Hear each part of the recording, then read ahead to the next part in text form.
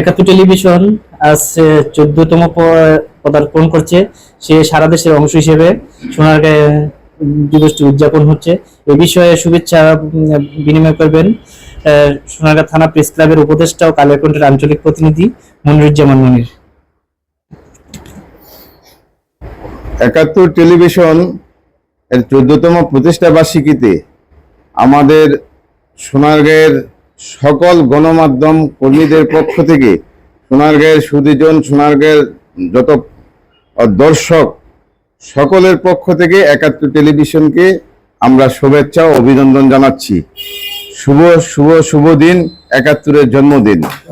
আরেকটি বিষয় হচ্ছে 5ই আগস্টের পট পরিবর্তনের পর একাত্তর টেলিভিশন জনাব শফিক সাহেবের নেতৃত্বে যেভাবে নিরপেক্ষভাবে সংবাদ প্রচার করছে এবং বিভিন্ন অনুষ্ঠান পরিচালনা হচ্ছে, আমরা একাত্তর টেলিভিশনের বর্তমান সময়ের যে ভূমিকা, একাত্তর টেলিভিশনের কাছ থেকে আমরা যা চাই, দর্শকরা যা চায় তাই কিন্তু পাচ্ছে। একাত্তর টেলিভিশন সম্পর্কে আগে যে একটা বিরূপ মন্তব্য কিছু কিছু মানুষের ছিল, এখন কিন্তু নেই। 5ই আগস্টের পথ পরিবর্তনের পর থেকে একাত্তর টেলিভিশন তার নিজস্ব স্বকীয়তা, নিরপেক্ষতা বজায় রেখে বর্তমানে সংবাদ প্রচার করছে এবং বিভিন্ন অনুষ্ঠান প্রচার করছে।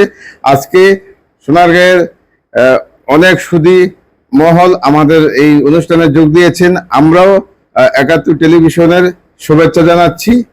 এই বলে আমি আমার বক্তব্য শেষ করছি। আল্লাহ হাফেজ।